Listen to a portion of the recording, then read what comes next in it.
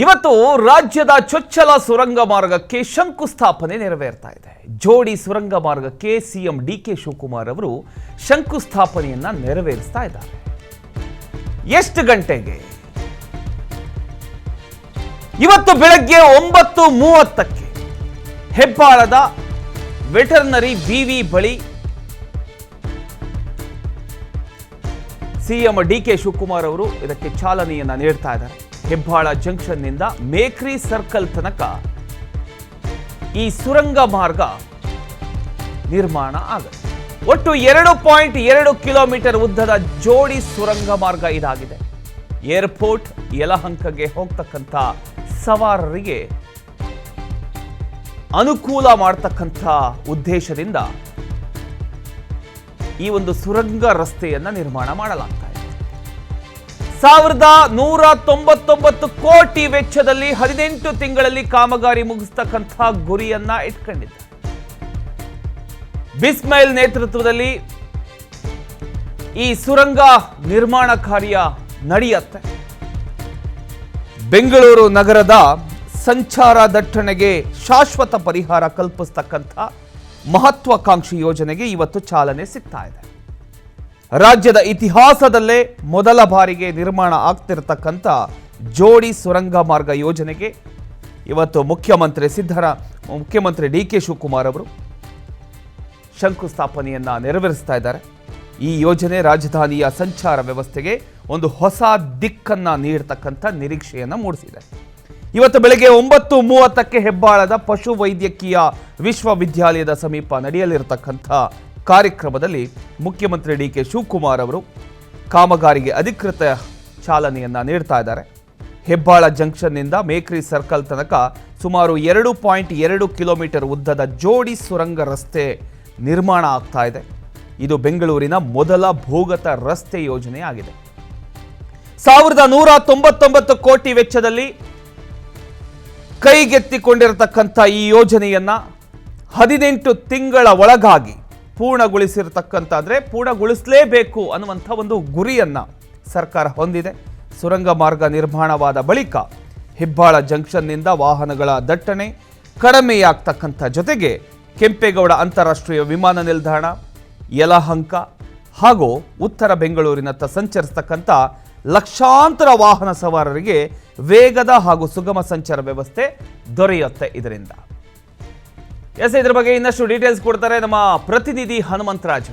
ಹನುಮಂತರಾಜು, ಈಗ ಮೊಟ್ಟ ಮೊದಲ ಬಾರಿಗೆ ಜೋಡಿ ಸುರಂಗ ಮಾರ್ಗಕ್ಕೆ ಸಿಎಂ ಡಿಕೆ ಶಿವಕುಮಾರ್ ಅವರು ಶಂಕುಸ್ಥಾಪನೆಯನ್ನ ನೆರವೇರಿಸ್ತಾ ಇದ್ದಾರೆ. ಸೊ ಎಷ್ಟೊತ್ತಿಗೆ ಕಾರ್ಯಕ್ರಮ ಇರುತ್ತೆ, ಎಷ್ಟು ತಿಂಗಳ ಒಳಗಾಗಿ ಇದು ಮುಗಿಯುತ್ತೆ ಅಂತ?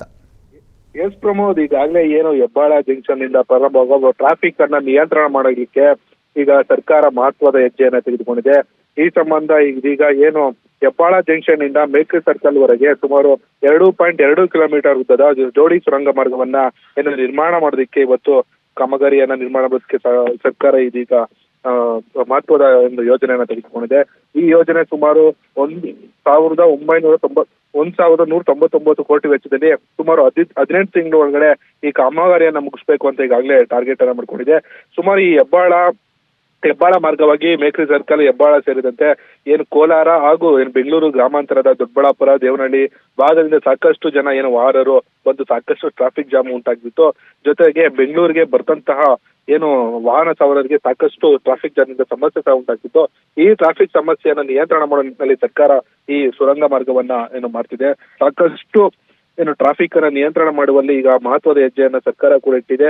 ಈ ಸಂಬಂಧ ಇಂದು ಬೆಳಿಗ್ಗೆ 9:30ಕ್ಕೆ ಹೆಬ್ಬಾಳದ ವೆಟರ್ನರಿ ವಿವಿ ಬಳಿ ಏನು ಡಿಕೆ ಶಿವಕುಮಾರ್ ಆಗಮಿಸಿ ಏನು ಶಂಕುಸ್ಥಾಪನೆ ಮಾಡಲಿದ್ದಾರೆ ಪ್ರಮೋದ್.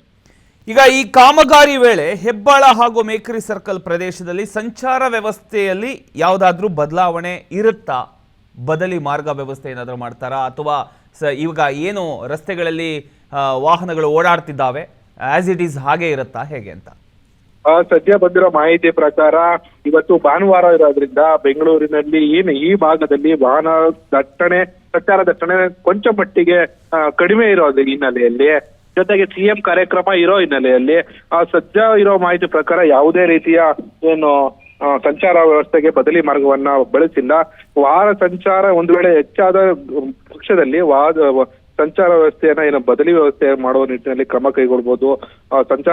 ಸಂಚಾರಿ ಪೊಲೀಸ್ ಸಹ ಈ ನಿಟ್ಟಿನಲ್ಲಿ ಸಾಕಷ್ಟು ಭದ್ರತೆಯನ್ನ ರಸ್ತೆಯಲ್ಲಿ ಕೈಗೊಂಡಿದ್ದಾರೆ ಪ್ರಮೋದ್. ಅಂದ್ರೆ ನಾನು ಹೇಳ್ತಿರುವಂತದ್ದು ಕಾಮಗಾರಿ ವೇಳೆ, ಅಂದ್ರೆ ಕಾಮಗಾರಿ ಸುರಂಗ ರಸ್ತೆ ಕಾಮಗಾರಿ ನಡೆಯುತ್ತಲ್ಲ, ಈಗ ಶಂಕುಸ್ಥಾಪನೆ ನೆರವೇರ್ತಾ ಇದೆ, ಇವತ್ತಿನಿಂದ ಕೆಲಸ ಶುರುವಾಗತ್ತೆ. ಕೆಲಸ ನಡೆಯುವಂತ ಸಂದರ್ಭದಲ್ಲಿ ಸಂಚಾರ ವ್ಯವಸ್ಥೆ ಹೇಗಿರುತ್ತೆ ಅಂತ ಎಸ್ ಪ್ರಮೋದ್, ಸದ್ಯ ಇರೋ ಮಾಹಿತಿ ಪ್ರಕಾರ ಇಂದು ಏನು ಕಾಮಗಾರಿ ಶಂಕುಸ್ಥಾಪನೆ ಮಾತ್ರ ನಡೆಸಲಾಗುತ್ತೆ.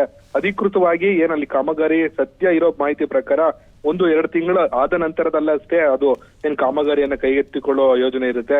ಸದ್ಯ ಇರೋ ಮಾಹಿತಿ ಪ್ರಕಾರ ಕಾಮಗಾರಿ ಶುರು ಆದ್ರೆ ಆ ಬದಲಿ ವ್ಯವಸ್ಥೆಯನ್ನ ಏನು ಸಂಚಾರಿ ಪೊಲೀಸರು ಮಾಡ್ಲೇಬೇಕಾಗುತ್ತೆ. ಯಾಕಂದ್ರೆ ಈಗಾಗಲೇ ವಾಹನ ಸಂಚಾರ ದಟ್ಟಣೆ ಇರೋದ್ರಿಂದ, ಜೊತೆಗೆ ವಾಹನ ಏನು ಅಲ್ಲಿ ಕಾಮಗಾರಿ ನಡೆಯೋದ್ರಿಂದ ವಾಹನ ಸಂಚಾರಿಗೂ ಸಹ ಸಾಕಷ್ಟು ಸಮಸ್ಯೆ ಉಂಟಾಗುತ್ತೆ. ಈ ಹಿನ್ನೆಲೆಯಲ್ಲಿ ಏನು ಬದಲಿ ಮಾರ್ಗವನ್ನ ಏನು ವಾಹನ ಸವಾರಿಗೆ ಮುಂದಿನ ದಿನಗಳಲ್ಲಿ ಏನ್ ಪ್ಲಾನ್ ಮಾಡಿ ಸಂಚಾರಿ ಇಲಾಖೆ ಸಂಚಾರಿ ಪೊಲೀಸರು ಬಿಡ್ತಾರೆ. ಥ್ಯಾಂಕ್ ಯು ನಿಮ್ಮೆಲ್ಲ ಮಾಹಿತಿಗಾಗಿ ಹನುಮಂತರಾಜು.